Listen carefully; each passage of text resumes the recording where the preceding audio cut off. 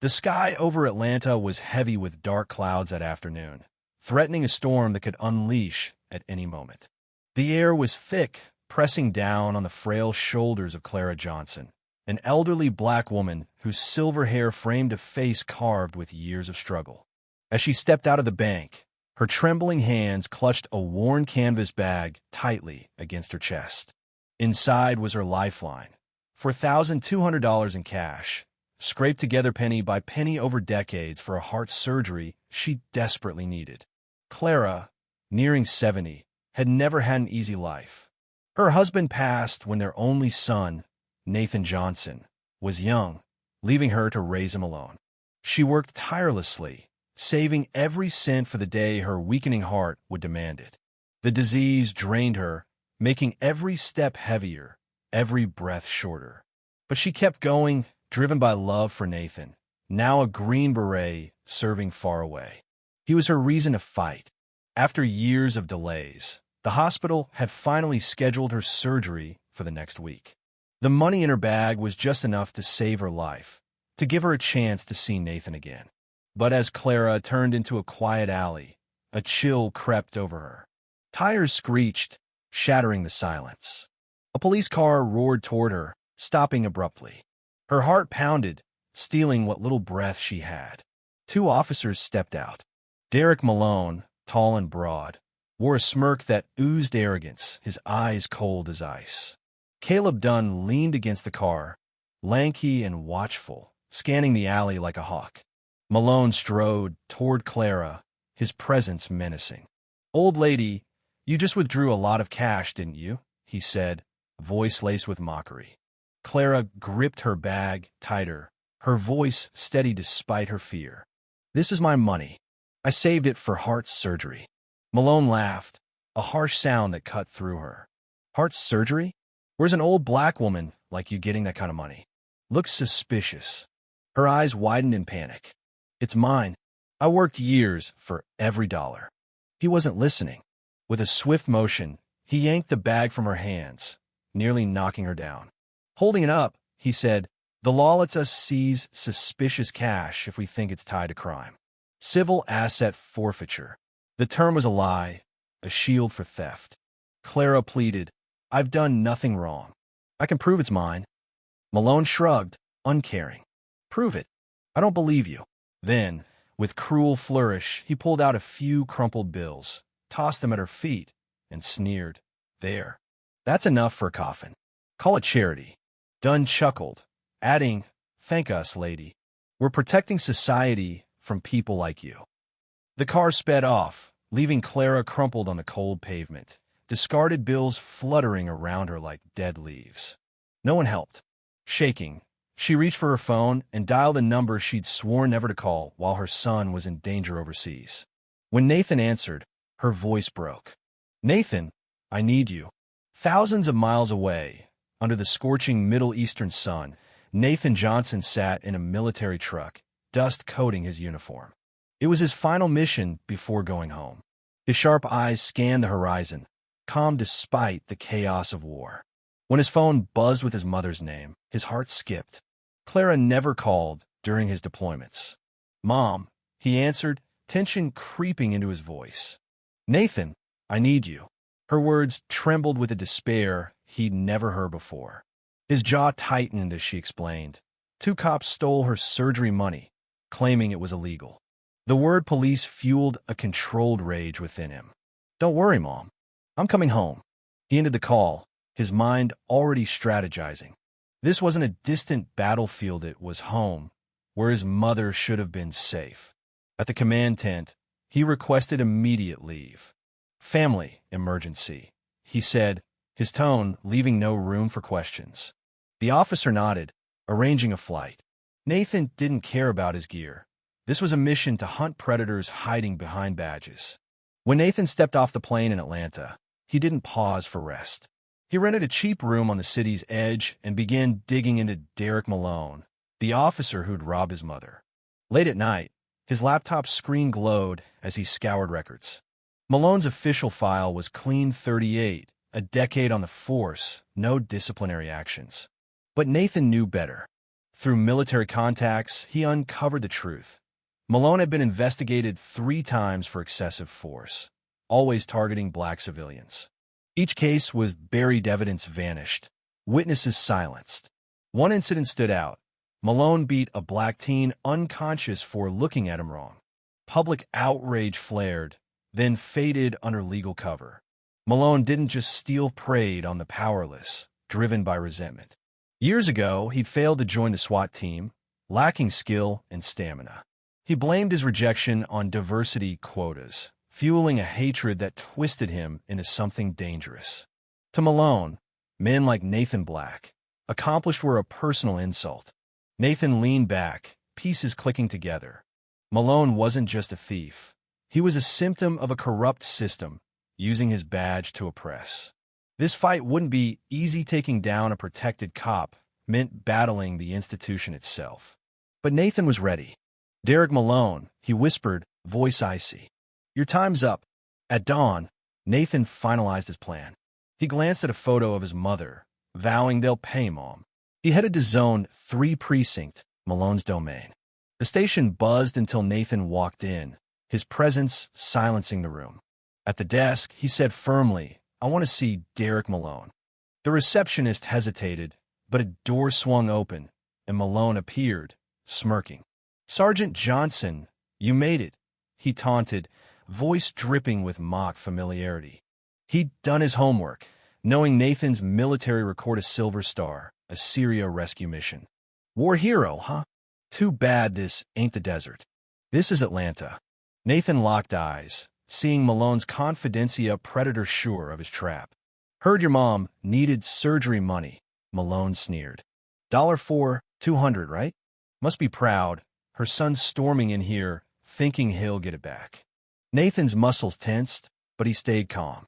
Malone wanted a reaction, a reason to arrest him. "I'm not here for your games," Nathan said evenly. "Return what you stole, or you'll regret it." Malone laughed, loud and performative, glancing at other officers to cement his control. "You hear this guy? Thinks he runs the show. Maybe the Army spoiled you, Johnson, but you don't bring battlefield nonsense into my station." He stepped closer, voice lowering. "I know you're Tippy, a black soldier who got a pass because of quotas. Think you can tell us how to do our jobs? We're the law here." Malone's words were a calculated poison, meant to provoke. He wanted Nathan to snap, to give him an excuse for an arrest. A Green Beret attacking a cop in a precinct would be a media firestorm, painting Nathan as the villain. Malone had planned this, turning Nathan into a symbol of everything he despised. If Nathan swung, Malone's allies would back him, falsifying reports to protect their own. But Nathan saw the trap. He stared into Malone's eyes, feeling the weight of every watching officer. If he acted, his mother's suffering would be buried in lies. He turned and left, rage burning but controlled. Malone thought he'd won, but Nathan was just beginning. Outside, night fell as Nathan walked, strategizing. A black car pulled up, and a voice said, "Get in, Johnson." It was Captain Daniel Hayes, one of the few honest cops left. Nathan slid in, wary but curious. "I know what happened to your mom," Hayes said, driving to an empty lot. "And I know you won't let it go." Nathan crossed his arms. "What do you want?" "Stay smart," Hayes replied. "Malone and Dunn aren't just bad cops theory protected by a system. You want to win, fight on your terms." "A system," Nathan repeated. Hayes nodded. "Malone's tied to powerful people who've covered for him. He's not just a thief's part of something bigger." Nathan listened, gears turning. "There's more," Hayes added. "Malone knows you won't stop. He's hired professionals to take you out clean. No traces." Nathan wasn't surprised. "Who?" "Not amateurs," Hayes said. "Ex-mercs who know your training. Malone wants you gone in an accident. A misunderstanding." Nathan's jaw tightened. "Good. That means he's scared." Hayes sighed. "This isn't just about the money anymore, Johnson. It's a war." Nathan met his gaze. "He thinks he's the hunter. I'm about to show him who's prey." He stepped out, vanishing into the night. Malone wasn't waiting. Knowing Nathan's skills, he'd hired a team of 5 ex-mercenaries, led by a man called Holt, to eliminate him. They parked near Nathan's apartment, checking weapons in silence. Holt, a former Middle East operative, spoke into his radio. Target special forces. Quick, clean, no traces. As they moved, the street went black lights, signs, everything snuffed out. Holt froze. This wasn't a glitch, it was a trap. A shadow moved, and a scream pierced the dark. One man vanished, no struggle, no sound. Panic crept in. He's hunting us, a merc whispered, gripping his gun. Holt barked, spread out. But another scream cut through, another man gone. The darkness was Nathan's weapon, the city his battlefield. Gunfire erupted, wild and useless, as the mercs shot at shadows. Holt radioed Malone, voice tense. "We've got a problem. He's not running, he's hunting us." Malone's voice cracked with fear. "What do you mean?" "He's turned this block into a war zone. I've lost 2 men, and we haven't seen him." Holt pressed against a wall, heart pounding. A whisper came from behind. "You hear that?" Before he could react, a grip dragged him into the dark. When the lights returned, Holt lay unconscious, the survivors bound, a message scrawled in blood. "I know who sent you." Malone shook when he got the call, realizing he was no longer in control. Later, alone in an alley, he clutched his Glock, eyes darting. His radio hissed, static no response from Holt. He sprinted for his car, but the door was ripped open. Nathan stepped into the light, calm and deadly. "You like hunting people, don't you, Malone?" Nathan said, voice slicing through the air. Malone raised his gun, shaking. "Back off." Nathan stepped closer, unfazed. "You're the one with no right." Malone fired, but Nathan was gone. Silence. Then a voice behind him. "You missed." A fist slammed into Malone's ribs, then his jaw, sending him crashing against the car. His gun fell, wrist twisted, snapping.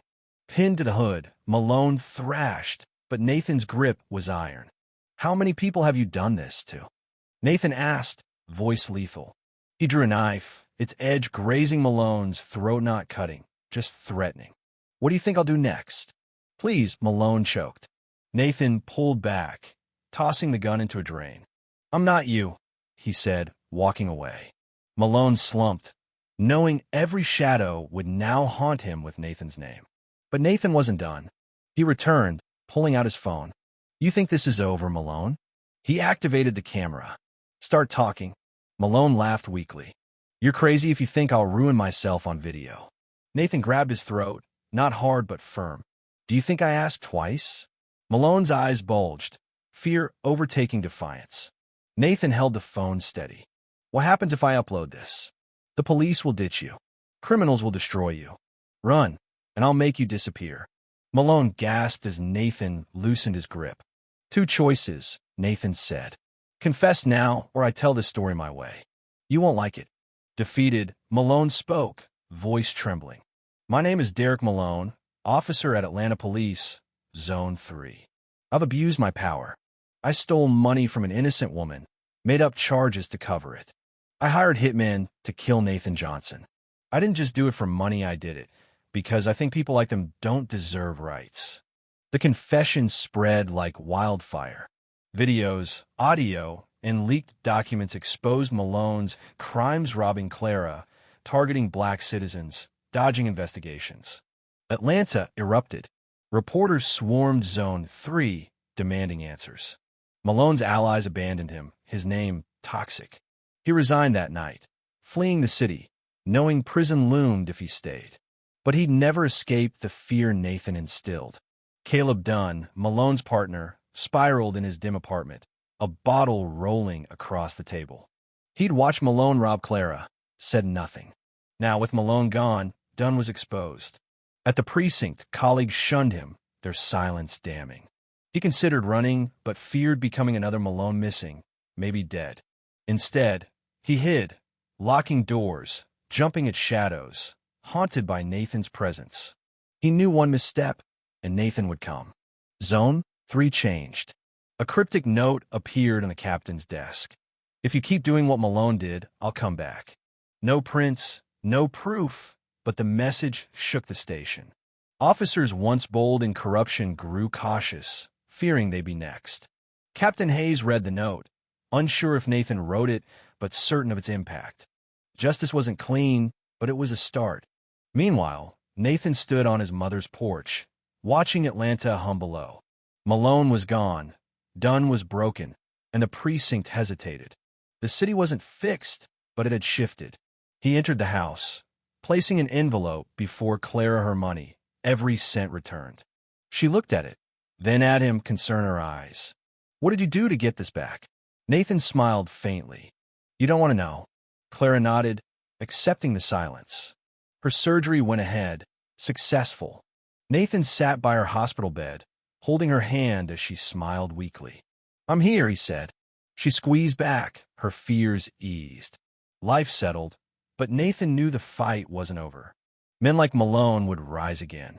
Still, his actions had tipped the scales. Atlanta's shadows lightened, if only slightly. One evening, Clara joined him on the porch with tea. "Will they come back?" she asked. Nathan sipped, gazing at the street's golden glow. "No, they know better now." Clara nodded, content. Nathan's fight wasn't just for her, it was a warning. A man protecting his family had become the nightmare of those who thought themselves untouchable. Atlanta had changed, but would justice last, or would new Malones emerge? What should Nathan do next?